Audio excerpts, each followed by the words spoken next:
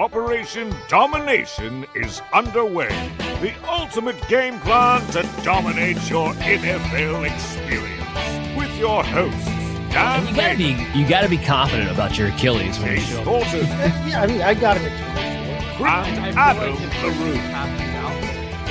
Don't hope to be great and dominate. All right. Welcome back into Operation Domination. As always, I'm your host, Dan Mader. Make sure you download Operation Domination on your favorite podcast app and check out our video content when you go to the Fantasy Football Advice Network YouTube channel at FF Advice Net. I am with the great man himself that always cashes green, Mr. Chaz Filardi of Sports Betting Weekly. What's going on, Chaz? Well, if you could see to this shoulder right behind me, there's a bag, a grocery bag. It contains Saturday's racing form. So it is the most important bag in my house currently. So it is Breeders' Cup weekend. It is the World Championships of horse racing, and we've been covering it for, I got data, Dan, that goes back to 2007. Wow. So going on 20 years of that. But you've seen how many times we've had pictures with ourselves at the Derby with the winning superfecta or trifecta. So it's all worth it. All right, so let's do it. Nothing to do it but to do it. It's going to be rapid fire today here, folks. So try to stay up with us. We are going to hit every single game anyway. All right, so we got the Bears and the Bengals on liftoff here. The Bears are favored at 2.5 points with an over/under of 51.5. Coming into this game, the Bears so far are 4-3 against the spread, 4-3 versus over/under, while the Bengals are 3-5 against the spread and a 5-2-1 to the over versus the under in this one. Bengals are allowing a lot of explosive plays, and most people are betting north of the 51 total heading into this matchup. Chaz, how are you seeing this? Well, again, remember, I had this the white light shone on me. I was in one of those cathedrals in Greece, or up on the mountains, Santorini, and the white light shone upon me. And this, what if it's the points? What if it's the yards? What if it's the points? And so I just started dividing how many yards you give up by how many yards I get, and back first it came up with a number. It's somewhere between 11 and 19. And, of course, if it takes you 11 yards to get like number one, we're going to talk about number one is Detroit. It only takes them 11 yards. They get 11 yards, they get a point. It's that simple. You let them march down the field, you're going to end up giving them 9 points, 9.9 points. So in this game, the prediction scores has Chicago winning. I'm on the trends on the over in the second half over. So I basically have two columns on my stats. But the one on the left went 6-1. And 7-3, so I'm leaning to the one on the left. So what I'm trying to do is figure this out. So I'm going to just tell you everything I do, and hopefully I'll catch some of these, because I could hit every bet. I got Chicago on the left. On the right, I got the over in the second half over. I like my second halves. Of course. That's why you're second half Chaz. I love that too. I'm staying away from this game until we get more clarity. So here's the problem. Joe Flacco was a non-participant in practice today after being a limited participant in practice on Thursday. He is pushing the play in this game, but it's not clear if he's definitely going to be able to go. If Jake Browning is in there for the Cincinnati Bengals, this line might move, and I would definitely take Chicago. So if you want to sprinkle something on Chicago covering at 2.5 in the hopes that Jake Browning goes in there, and because that line will move further in Chicago's favor, then go ahead and do so. I'm also not giving any player props until I have exactly what's going on in this game. DeAndre Swift. I have been in a room, Dan, where you had 2.5, I had 3.5, and both of us lost the friggin' game. I have been in that room. That's true. So hopefully it's not a repeat of that. But I'm also staying away from the player props so we get more clarity on the injuries there. DeAndre Swift was just a late scratch. Luther Burden was out, and that's going to fix some things for me heading into the weekend. But don't worry, I have other games with player props for you. Speaking of the NFC North, we got the Vikings and the Lions in our next matchup. So the Lions are sitting at 9.5 point favorites with a 48.5 over under. The Vikings have been 3-4 against the spread, but 6-1 to the over so far. The Lions 5-2 against the spread with a 3-4 over under in this one. Lions favored to smash a divisional rival. Sometimes that can get a little sketchy. What do you think happens in this game, Chaz? Yeah, I've got everything's got Detroit, but it's got one of my first quarter one plays in a while. It is Detroit in the first quarter. So I got Detroit in the first quarter on the right, and Detroit for the game. Remember, Detroit is number 1 in the league. They get 11.64 yards. You get a point on the board. It's that simple. They get 99 yards. They're going to end up with 9 points. So the last two in Detroit versus Minnesota, they scored 30 and they scored 31. So, yeah, both sides are on Detroit. And that's what I'm hoping, Dan. I'm hoping that next week when we come back, the games where both sides were the same, we're all winners, or 8-1. 8-1 I'll take. And then I could be proud. Yeah, 100%. We always want those kind of wide margins in this game.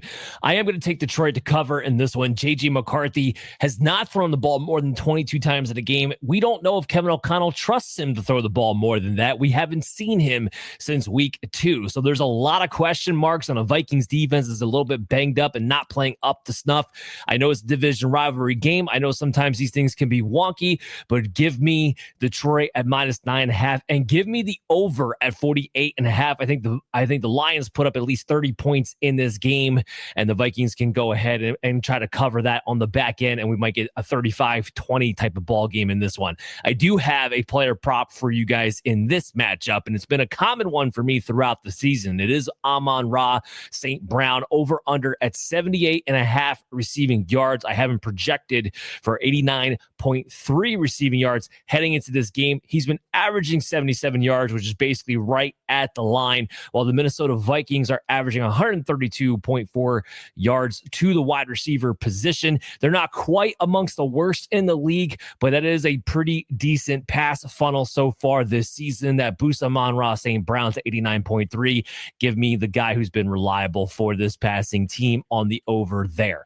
All right, so now we get the Panthers and the Packers coming up. The Packers, huge favorites, 12.5 point favorites, over under sitting at 44.5. The Panthers, though, have been 5-3 against the spread. They do get Bryce Young back this week. They're 5-3 on the over, too, to the under, while the Packers are 3-4 against the spread and a 3-1 as far as the over-under is concerned. Do you think the Packers cover a huge line as a superior team in this matchup in Green Bay? You know, it's becoming the NFL is like got college games or something with these double digits. I mean, it's so hard to win a double digit game, even if they're up, because you know what happens. They start running the ball. They're up by 17. They don't care. They're winning this game. They're up by 17, unless that one night with Baltimore at the beginning of the year when I said, sweetie pie, they're up by 15 with 4 minutes left. There's not a shot in hell they're losing this game. And I've been paying for those words ever since.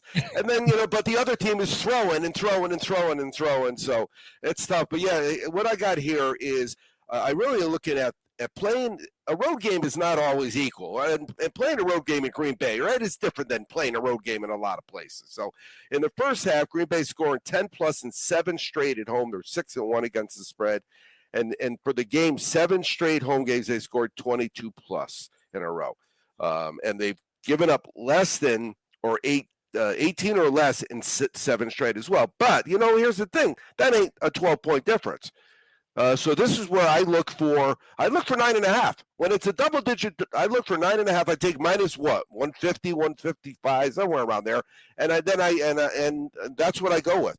I always have a slice at the full line, but that's so many points. No, it is a lot of points. And I like that because I like that Packers are definitely the superior team. So I'd rather tease down to a more comfortable number with a team that I know is the much better team and win maybe a little bit less of the odds, a little bit less of the pie just to get a win at the end of the day. So I'm with you on that one. Chargers and Titans, they got a 1:00 matchup this week. The Chargers are favored at 9.5 points with an over under of 43.5.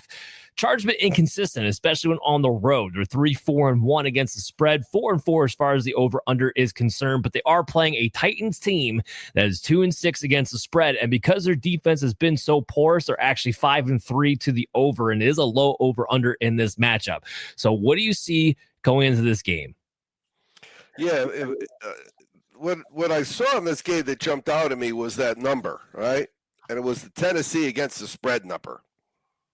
It was 0-11 at home. It was 0-11 at home. So, yeah. But then I look over and the prediction has the Chargers too. So, and again, that's a double digit line almost. 9 is a double digit line. Yeah.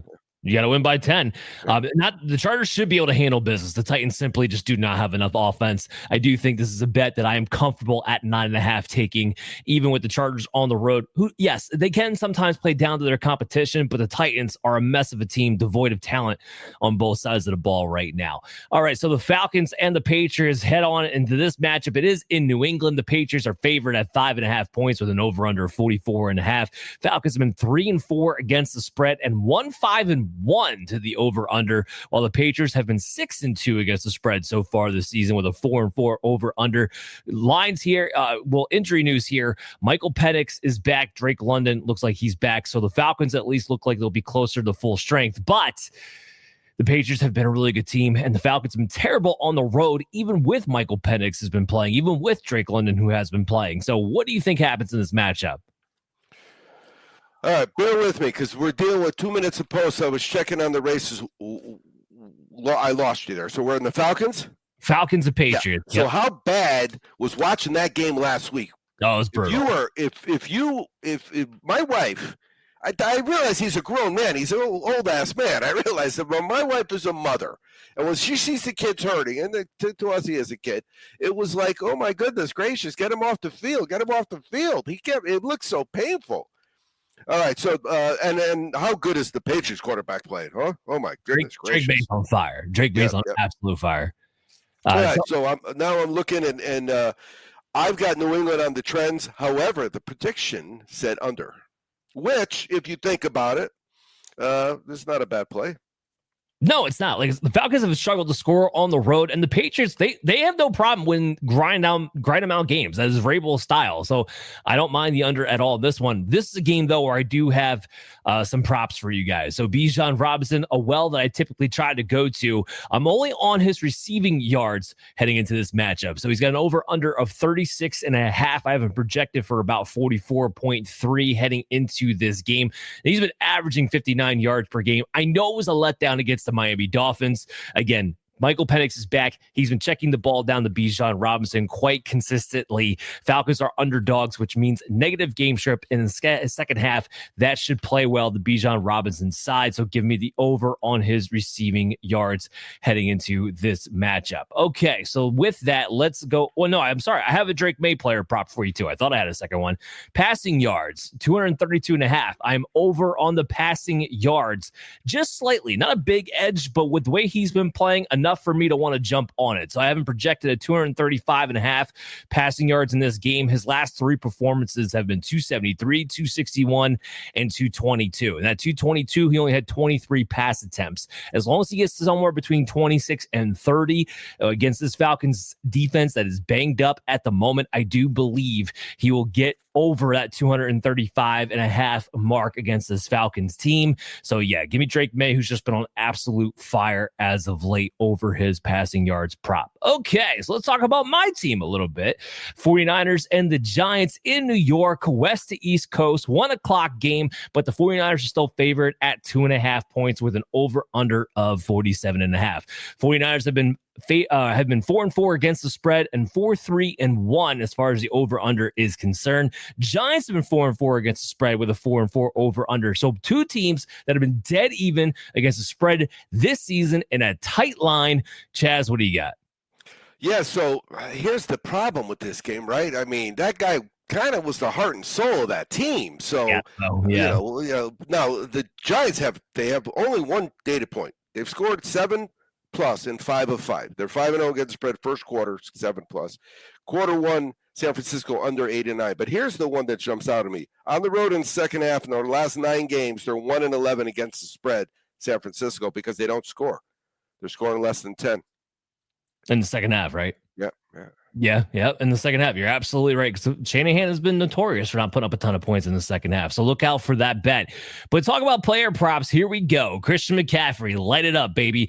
Over 70.5 rushing yards heading into this game. Yes, his average so far this season has only been 61.3, but we saw 2 weeks ago against the Atlanta Falcons, who were not very efficient against the run. Remember, they were in the top 10 in most rushing yards per play allowed in defense, because people were telling me then that the Atlanta Falcons were a bad matchup. Well, no one can tell me the Giants are a bad matchup for running backs. They're giving up 116 yards per game to the running back on the ground. With George Kittle back, CMC rolling, a good bounce back spot for San Francisco. I expect Christian McCaffrey to get over that 70.5 rushing yard mark pretty easily in this game with his workload. All right, so with that, we can go ahead and dive in to the Colts and the Steelers game. One of the big games I think people are going to have their eyes on the weekend. The Colts are favored at 3.5 points with an over-under of 50.5.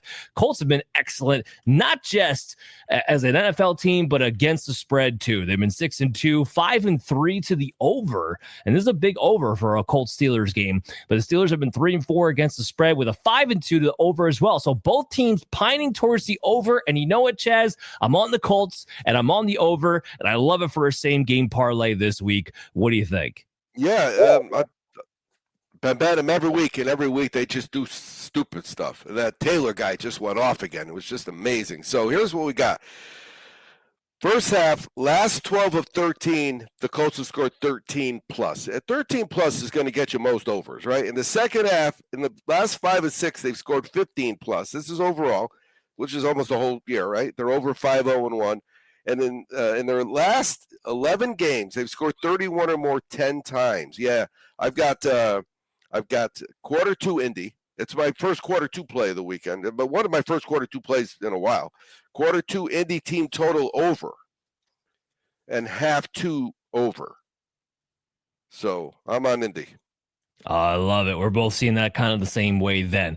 Do some player props for you in this game. So Michael Pittman, 53.5 receiving yards. I'm on the over on that. I got him projected for 80.6. So this is one of my biggest edges heading into the week. Michael Pittman over 53.5 receiving yards. He's been the clear-cut number 1 for the Colts anyway. His average has been 55.8. So his baseline has been over this line anyway. And the Steelers are a defense that you do not fear. They have been giving up passing yards left and right. In fact, 182.6 receiving yards to the wide receiver position per game. That is amongst the worst in the NFL. So Michael Pittman, having projected for 80, crushing that 53.5 over underline. Love it as one of my lock bets for player props of the week.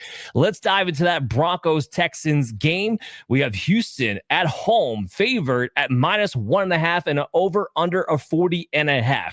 I got 2 bets right off the bat for you here, Chaz. I got right now my underdog special of the week.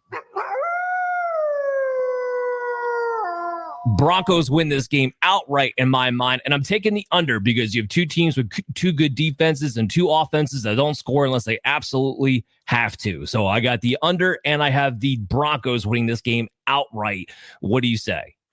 Yeah, my trend is on the under. Let's see.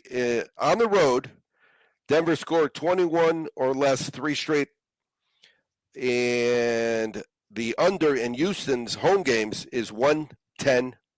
They're under 10 of their last 12 in the second half. So I am on the under. There is no play, though, from the prediction side. So Okay, so we'll have to see. Here's a player prop for you in this game, though, too. RJ Harvey, he's got 19.5 rushing yards as his line. I am projected for 33 rushing yards in this game. His usage has increased, especially over the past 3 weeks, and he's been averaging 25 rushing yards per game. This is a tough matchup against the Houston Texans. There's no doubt about it. But because his usage has been increasing, and if the Broncos at any point have to throw the football and come back from behind down a score or 2, he's been the guy over J.K. Dobbins. So I think he does get over that 19.5 rushing yard prop for this weekend. Jaguars and Raiders, probably one of the more uglier games of the weekend that we're going to be looking out for. The Jaguars on the road are favored at -2.5 points with an over-under of 43.5. The Jaguars have been 4-3 against the spread, 3-4 as far as the over and under, and Raiders are 2-5 against the spread and 2-5 with the over or under. Chaz, what do you think happens in this game? Well, it's been like 2 or 3 weeks now. I've been saying to anybody that'll listen to me that the Vegas team doesn't score at home. They haven't scored ever. I mean, it's like it's 20 or less in 10 straight. 10 or less in the second half at home, 10 straight. So, yeah, I've got Jacksonville, and I like the under. Guess what? Because the Raiders ain't going to help any. The Raiders haven't been scoring on the road or at home or anywhere this season. It's been a debacle for their offense completely, and the Jaguars' defense has actually been better than people realize. So I like the under there too.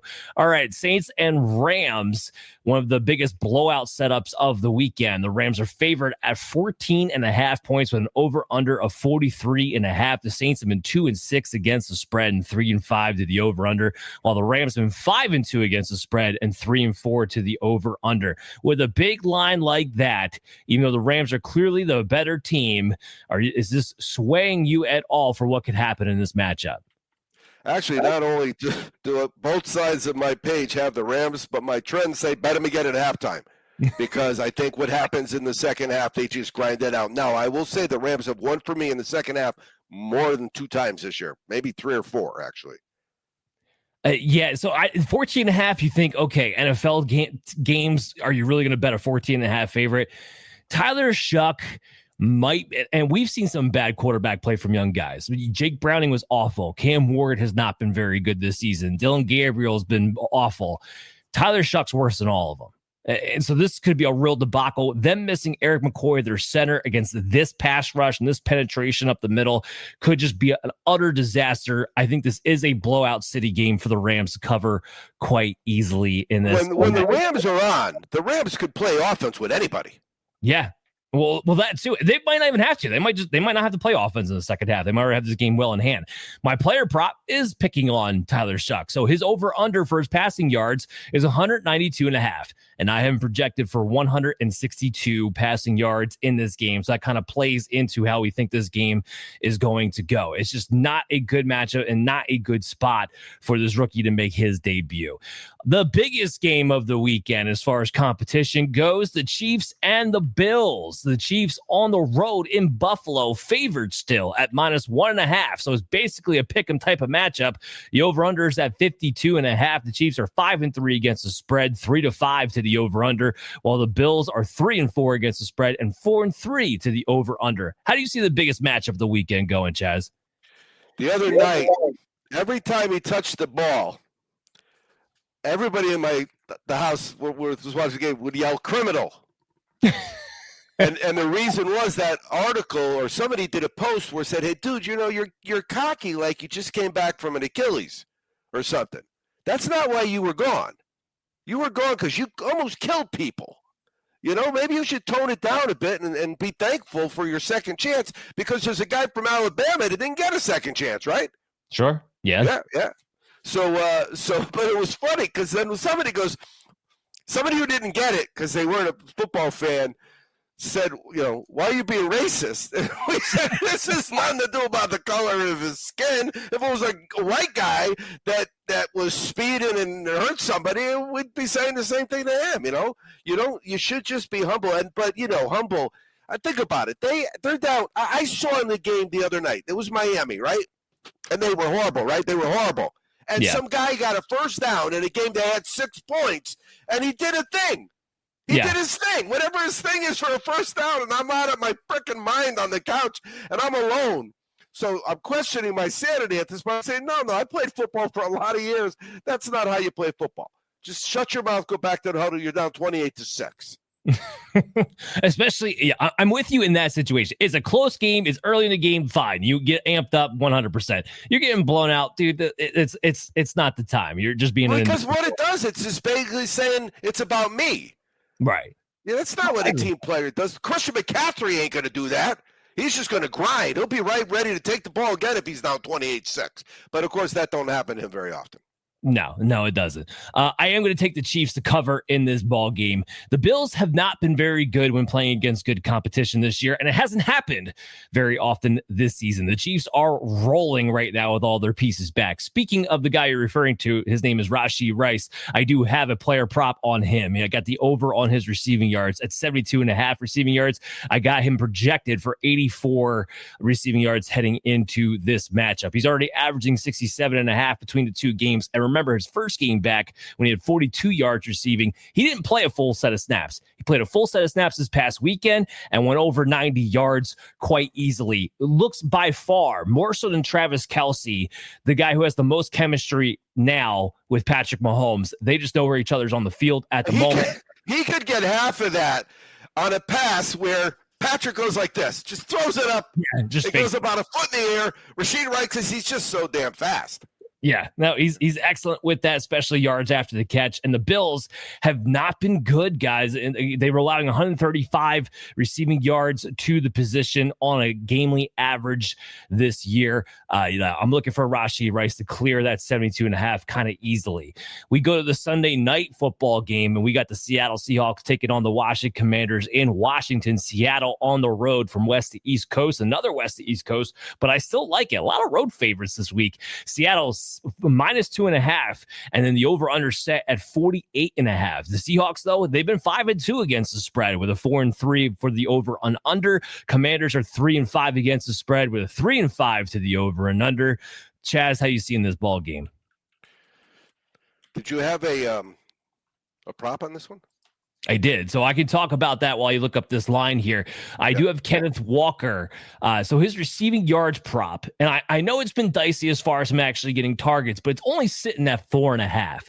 When Kenneth Walker does get a screen and does get a swing pass, he usually takes off for like a good 10, 15 yards. It just doesn't happen every single ball game. I get that. The match against Commanders should be conducive for this, though. It just takes one catch. I am always tantalized on the over for props that I know only takes one opportunity for him to hit the over on. So I do have him projected for 13 receiving yards in this ball game. Again, the prop line is sitting at 4.5. Just give me one catch, Kenneth Walker, and you'll hit the over in on this one. I do have How cool is it when that happens, like in the first drive, right? Oh, they get a first down, they're out to the 37, and then your guy catches one for 15 yards. Like it's perfect. So good. That's all I needed. That's all I was looking for. I do have one more player.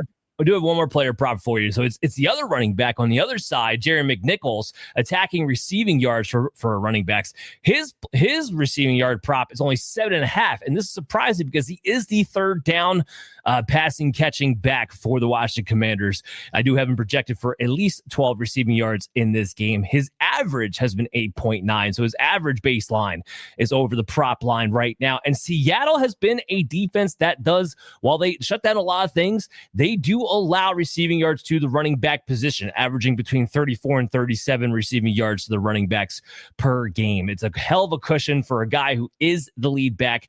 JCM, I don't care if you love him or hate him. It doesn't matter. He's not involved in the passing game, but Jerry McNichols is. So I have the over at 7.5 receiving yards there too. All right, Chaz, you have what you got for this game? Yeah, you know what? The fact is, on the road, Seattle has allowed in 8 of their last 9, 21 or less, or 7-2 against the spread. And overall, they've scored 23 plus in 5 of 6, and they're 5-1 against the spread. Those are both good numbers. And guess what? Not only my trends, but my data prediction score predictor has Seattle. All right. That's not a surprise to me. I expect Seattle to cover in this game, too. Even with Jayden Daniels back, this is not the Commanders team that people expected to see. That brings us to Monday night, the final game of the week. We got the Cardinals taking on the Dallas Cowboys. This line sitting at Dallas, favored in Dallas at 3.5 points, with an over-under, a big over-under at 53.5, which we should expect no less when you're talking about a Dallas Cowboy defense. So the Cardinals coming into this game, they're 4-3 against the spread and 4-3 to the over-under. The Cowboys are 4-4 against the spread, but 6-2 to the over and under. I am taking the over, even though it's at 53.5 in this ball game. These are two teams with less than adequate defenses, but offenses that do have weapons and can move the football. Chaz, how do you see this game? Do you know what happened on December 30th, 2023? My memory's not that good. Dallas didn't allow 20 or more points at home. 12 straight games. So 12 games is more than a season of, it's almost 2 seasons, right? It's a season and a half of football. So the predictor has it under, and I think it's simply because it's such a high over, right? Yeah. But my trends have the second half over. So this is the kind of bet that, yes, if I said to you I'm betting the under and then at halftime I'm betting the over, you would think I was weird. But if you watched me and you for many years now, you know that's how I win twice in one game. Yeah.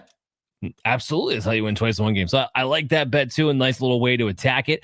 I do have 2 player props for you for the Monday night header. CeeDee Lamb, 77.5 receiving yards. I have the over on that. I have him comfortably over. I got him projected at 93 receiving yards heading into this game. So first of all, his baseline is 81.2 versus that 77.5 line. And then you add in the Cardinals matchup where I know fantasy players on paper want to say like, oh, they've been kind of tough. Like, no, not really. Not when it comes to yards anyway. They've been allowing 146 receiving yards per game to the position. And remember, with the Dallas Cowboys, not only are they a pass first team, but they are a pass consolidated team, consolidated around CeeDee Lamb, George Pickens, and then a little sprinkle there to Jake Ferguson. This is going to go CeeDee Lamb's way. I got him over 77.5. Speaking of Javonte Williams, who's been a big story of the year for the Dallas Cowboys, I love his player rush and receiving yards prop at 80.5. So that's rush plus receiving yards at 80.5 for this game. I got him projected for 90 total yards in this matchup. His baseline has actually been 92 total yards per game here, heading up against the Arizona Cardinals, and they have been surrendering on average 117 rush plus receiving yards per game to the running backs, with Javonte getting a bell cow's worth of share from the Dallas Cowboys. I expect him to get 90 and comfortably get over that 80.5 total yards prop for this matchup. We just did that rapid fire, Chaz. How you feel about that? Yeah, well, it's the way to do it. It's fast. Don't think about it, because really, you think, you lose, right? Don't think, just do. But I wanted to tell you a couple things. One is that, so I have all my plays, and then I have all your props. And what I do is I look for where the data says overs and the quarterbacks have passing yards, and it's been very successful. I love it. I love it. Working it all out, helping each other out. Absolutely want to go that route. Chaz, what do you got coming up, man? Where can people follow you at? You know, check out Twitter. We're excited. So I worked my butt off because I knew I had to go to Greece for 3 weeks. So I was gone. And, you know, I tell people it's really hard to piss and moan. Well, I know, but I was in Europe, you know. so and when, you know, you were traveling recently, so you know. Yeah, I was in the Dominican Republic with my wife for a couple of weeks. So the reason I stopped doing the show at the beginning of the year, because I put it 100% into myself. So I got 2 different screenplays I finished, or I'm finishing the second one now. I've got 3 different apparel lines that I'm going to be launching in the first of the year. So I'm just, you know what? I needed a break with the marketing here in once sports betting was illegal in California, it just made it hard for me to make money doing this. I'm not talking about handicap, but I'm talking about doing the editing of the video and setting up the interviews. You know, you've been there. So I'm pretty excited, but you'll be the first to know. All right, excellent. So make sure you follow him at Second Half Chaz on social media. Make sure you're downloading Operation Domination on your favorite podcast app and checking out our video content on the Fantasy Football Advice Network YouTube channel. My article on the huddle for your 15 player props of the week will drop on Saturday, depending upon when you're listening to this episode. So make sure you do that. As always, I'm Dan Maynard. Good luck this weekend, and we'll see you next week.